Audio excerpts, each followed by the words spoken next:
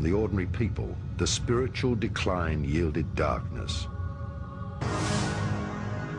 Power struggles and dissension arose among the leaders of the Brotherhood, who, afraid of losing their power, used science to develop weapons, because verbal agreement was no longer possible.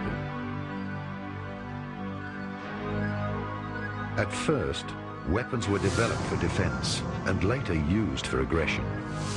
Governments began to spy on each other, and the first secret service agencies were founded to forestall opponents. This tradition is alive today. The secret services not only serve government leaders, but also the powers of corruption. Thus, Atlantis, after many declining cycles, finally reached its downfall.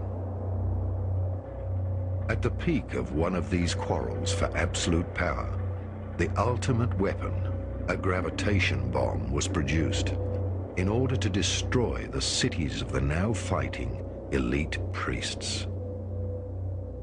The Indian national epic, the Mahabharata, is widely known.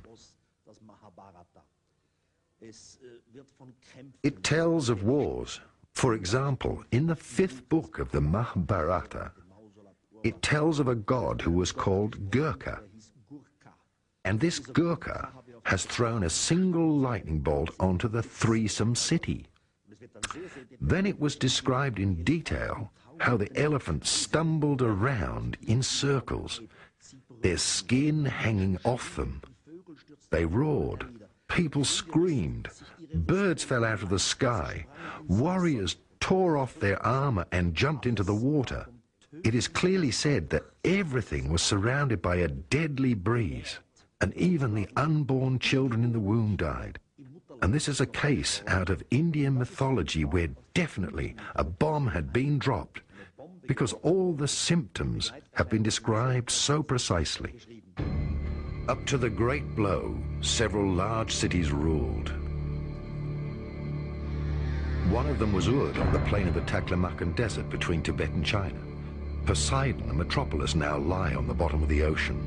The golden cities on the banks of Lake Titicaca, the empire of Thule in the far north, as well as many other mysterious and lost cities, which we now know from our legends date from this time. Within 30,000 years, these cities waged destruction on each other until the final atomic war. At that time, the original sound, Urton, was created, and the gravitational web of the magnetic pole of the Earth was suddenly dislocated. A pole shift followed, the continental plates were torn apart, and floods washed most cities of this high civilization away. Da gibt es eine sehr, sehr brisante Geschichte, die eigentlich niemand kennt. There is a story that nobody really knows. As everyone knows, uranium has a specific nuclear value, uranium-214 to 235, which is needed, for example, for bombs and nuclear power stations. And this uranium must always be kept within a certain limit of radiation.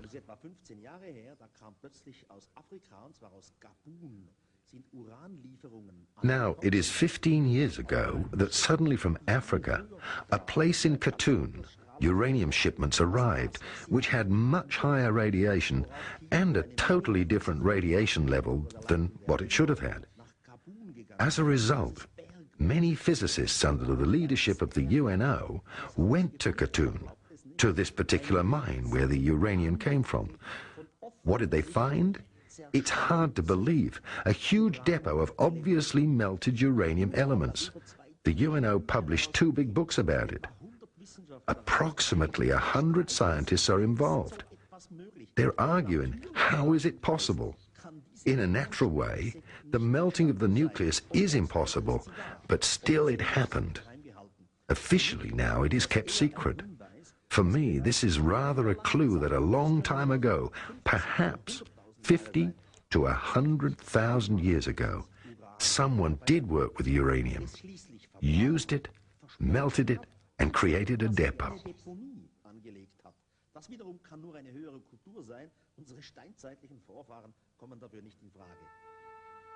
One part of the secret knowledge of Atlantis was brought to Egypt. another part to Tibet and India.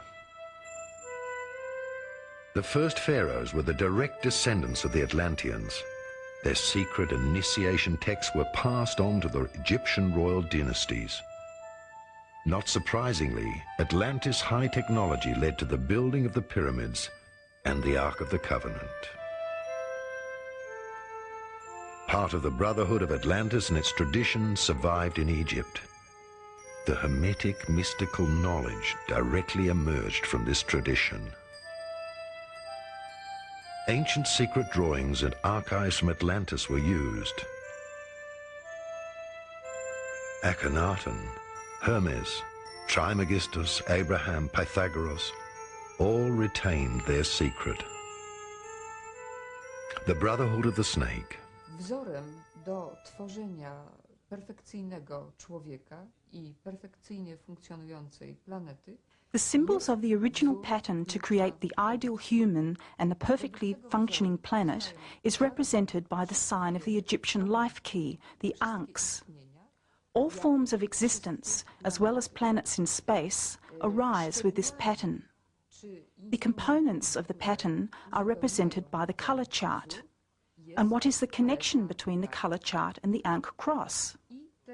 One can imagine that the right arm of the key creates the material, which means the physical body of the human. This substance and its complete condition is built of 7 colours on the colour chart. The program, which is a soul, in its turn, is created from 5 different colours, so that the physical can be complete. This is the soul body, in which there are 5 ultra-minds, the anti-material chakras. These symbolise the left arm of the key. Lewe ramię. Podtrzymujące ramię, obydwa te ramiona wagi, są zerem, ale są zerem pełnym, jest to zero pełne życia. The lower section, which supports the 2 arms, is the zero zone. It is also called spirit or monad, the univalent element. Here the colours that create the matter, as well as the antimatter, are united. Here, all experiences are stored, those of the physical body in the positive arm, as well as those of the soul in the negative arm. These are the areas of energy that occur throughout incarnations. So one can say that the zero zone is pulsing with life. The 4th element, the ring of life keys, represents the consciousness, which harmonises the balance of the scales. The consciousness looks after its tools, that is, the physical body, the soul body and the mind body, and is responsible that none of these bodies destroys itself, independently from its life's experiences. Through this practice, the pattern of the life key stays complete with us. This role of consciousness was indispensable, especially on Earth, because here one constantly tries to change the meaning of the 12 colours. Man has constantly tried to manipulate the laws. This, nevertheless, was the price to pay for universalizing the body. Żeby zuniwersalizować ciało.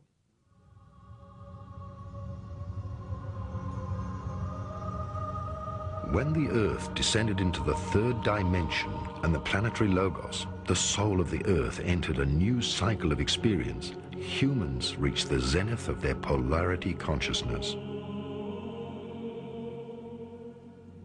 To this day, the cycle of opposites and the feeling of separation has prevailed.